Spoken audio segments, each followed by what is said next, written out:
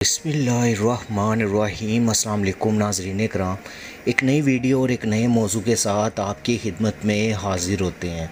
बात करने जा रहे हैं नुसरत फ़तेह अली ख़ान साहब की 34 बरस कबल रिकॉर्ड की गई 4 कवालियाँ लंदन के वेयर हाउस से कैसे मिली।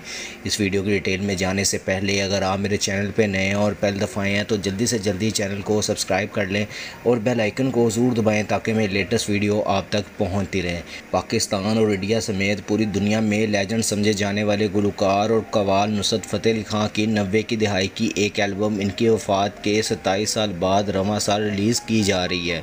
ये एल्बम लंदन के एक स्टूडियो के किसी स्टोर रूम में 34 साल कबल रखी गई थी, जिसे रियल वर्ल्ड रिकॉर्ड्स ने चेन ऑफ लाइट का नाम दिया है। कंपनी के मुताबिक इसमें 4 कवालियाँ हैं, जिनमें एक आज तक कभी बाकायदा तौर पर रिलीज़ नहीं हुई थी। इस एल्बम के दोबारा मिलने की कहानी खासी दिलचस्प है और अगर सन 2021 में रियल वर्ल्ड स्टूडियोज़ को अपनी पुरानी रिकॉर्डिंग्स को किसी दूसरी जगह मुंतकिल करने का ख्याल ना आया होता तो शायद ये एल्बम मज़ीद कई वर्ष तक पुरस्कारों तक ना पहुँच पाती। ताहम अब इस खबर के बाद दुनिया भर में नुसरत फ़तेह अली ख़ान के पुरस्कार इस एल्बम का बेसब्री से इंतज़ार कर रहे हैं। गोया के रात यूँ दिल में तेरी खोई हुई याद आई, जैसे वीराने में चुपके से बाहर आ जाए। नुसरत की आवाज़ का सहर ऐसा है कि इनके मद्दाहों ने अभी से 20 सितंबर की तारीख अपने पास नोट कर ली है, यानी वो तारीख जब ये रिकॉर्डिंग्स रिलीज़ की जाएंगी। नुसरत फ़तेह अली ख़ान सन 1997 में सिर्फ 48 वर्ष की उम्र में वफ़ात पा गए थे। शायद ये रिकॉर्डिंग्स इन नस्लों के लिए भी नुसरत की गायकी से मुतारिफ़ होने का ज़रिया बनेंगी जिन्होंने इस सदी में होश संभाला।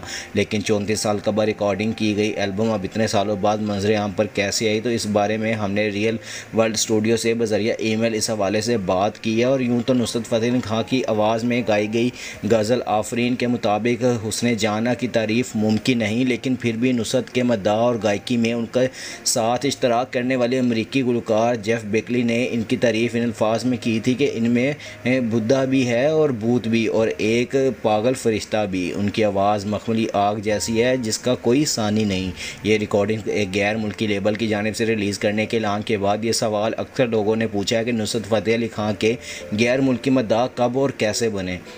रियल वर्ल्ड रिकॉर्ड्स की जानिब से जारी प्रेस रिलीज़ के मुताबिक पीटर गैब्रियल और जो रियल वर्ल्ड रिकॉर्ड से नुसरत फ़तेह अली ख़ान का रिश्ता सन 1985 के वो मैड फेस्टिवल में इनकी परफॉर्मेंसेस के बाद गहरा हुआ और ये वो पहला मौका था जब नुसरत ने मुकम्मल तौर पर मगरबी शायकीन के सामने परफॉर्म किया था।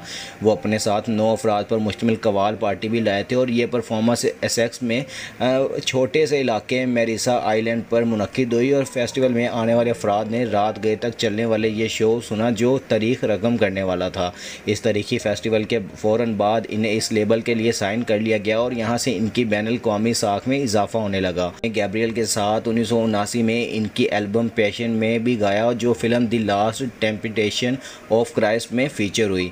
पीटर गैब्रियल कहते हैं कि मैंने दुनिया भर से मुतअद्दिद मौसीकारों के साथ काम किया है कि लेकिन शायद इनमें से सबसे अजीम गुलकार मेरे वक्त में नुसरत फ़तेह अली ख़ान थे, जो वो अपनी आवाज़ से कर सकते थे और आपको जो महसूस करवा सकते थे वो गैर मामूली एहसास था। और हमें इस बात पर फ़ख्र है कि हम इन्हें आलमी सतह पर मुतारिफ़ करवाने में किरदार अदा कर पाए। जब हमें ये टेप मिली तो हमें बहुत खुशी हुई। इस एल्बम में वो अपनी हुनर की बुलंदियों पर नज़र आते हैं। नुसरत के तवील अरसे तक इंटरनेशनल मैनेजर रहने वाले राशिद अहमद दीन कहते हैं कि सन 1990 नुसरत के कैरियर का अहम मोड़ था और इस दौरान वो मगरबी ममालिक में अपने कदम जमा रहे थे और उनके लिए सब कुछ जैसे खुद ब खुद हो रहा था। वो हमेशा से चाहते थे कि वो तजर्बे करें और ख़ुद को एक ही तरह की मौसीकी तक महदूद ना करें और रिकॉर्डिंग्स में ये बहुत वाज़िया है।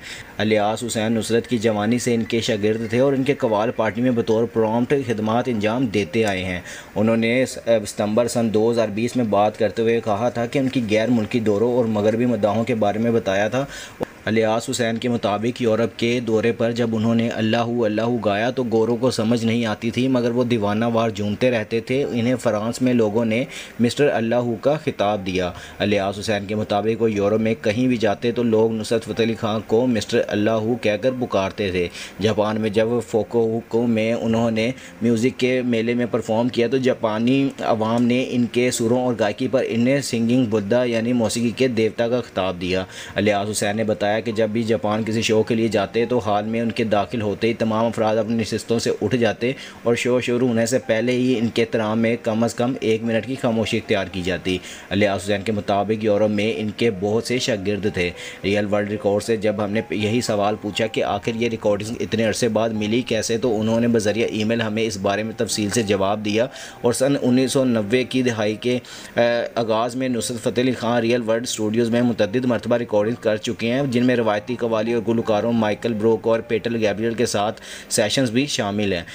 इनमें से एक लाइव सेशन की रिकॉर्डिंग रिलीज़ नहीं की गई थी और इसे रियल वर्ल्ड टेप आर्काइव्स में महफूज कर दिया गया था, जहां ये कई सालों तक ऐसे ही पड़ी रही। और हालिया बरसों में हम अपनी टेप कलेक्शन को दूसरी जगह मुंतकिल करने की कोशिश कर रहे थे और इस दौरान हमें एक ऐसा टेप बॉक्स मिला जिस पर लिखा था कि ये नुसरत फ़तेह अली ख़ान की रिकॉर्डिंग्स हैं, लेकिन इनमें मौजूद गीत इससे पहले रिलीज़ नहीं हुए थे और ये देखकर हम बहुत खुश हुए। वो बताते हैं कि पुरानी एनालॉग टेप की बहाली बहुत एहतियात से की जानी थी इससे पहले कि इसे सुना जा सके, लेकिन जब इसे एक मरतबा डिजिटल फॉर्मेट में मुंतकिल किया गया और रियल वर्ल्ड के स्टूडियो में इसका एक मिक्स बनाया गया तो ये तस्दीक हो सकी कि ये सब पहले कभी नहीं सुनी गई और ना ही इन्हें पहले रिलीज़ किया गया है।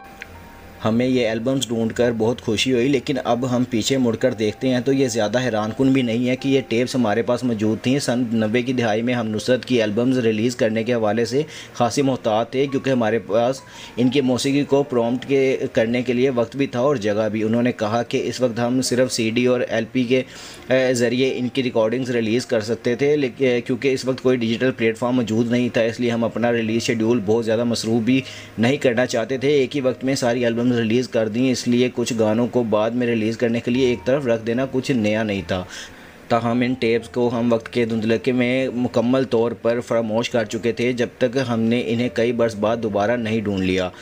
कंपनी को ये रिकॉर्डिंग्स सन 2021 में मिल गई थी, लेकिन इन्हें रिलीज़ करने में कंपनी को इतना वक्त क्यों लगा, तो इसके जवाब में रियल वर्ल्ड का कहना है कि हमें इस टेप को बहाल करने, माइकल ब्रूक की मशावरत से मिक्स बनाने और फिर इसे एक फ़न पारे की शक्ल देने में वक्त लगा। हम ये तसल्ली करना चाहते थे कि हम इसे इंतहाई खसूसी एल्बम को बेहतरीन अंदाज में रिलीज़ करें और कंपनी का कहना है कि इस एल्बम में 4 कवालियाँ कुल 42 मिनट की हैं और मुकम्मल सेशन रिलीज़ किए जा रहे हैं। रियल वर्ल्ड रिकॉर्ड्स का कहना है कि हम इस हवाले से नुसरत के ख़ानदान से मुसलसल राब्ते में हैं और हम हमेशा से ही इनसे राब्ते में रहे हैं और रियल वर्ल्ड रिकॉर्ड्स के पास माजी में भी नुसरत की मुतअद्दिद एल्बम्स ही रही हैं और हम इनकी अशात के हवाले से भी काम करते रहे हैं, इसलिए कोई ऐसा वक्त नहीं रहा जब हम इनके साथ राब्ते में ना होता। हमारे लिए एक बेहतरीन लम्हा था जब हमने इन्हें ये बताया कि हमने एक बेहतरीन रिकॉर्डिंग हासिल कर लिया, तो उनका मज़ीद कहना था कि हमें उम्मीद है किसी भी दूसरी चीज़ से ज़्यादा ये रिकॉर्डिंग्स और इसकी रिलीज़ के हवाले से मौजूद तमाम तवज्जो अजीम गुलकार नुसरत फ़तेह अली ख़ान की मेरास को ज़िंदा रखेगी और इनकी मौसीकी हर दौर में ज़िंदा रहेगी और इसकी कशिश मुतअद्दिद सकाफ़तों में लोगों को अपनी जाने मुतवज्जा करती रहेगी। और हमारे लिए ये खुशी की बात है कि नुसरत की अहमियत आज भी बहुत ज़्यादा है।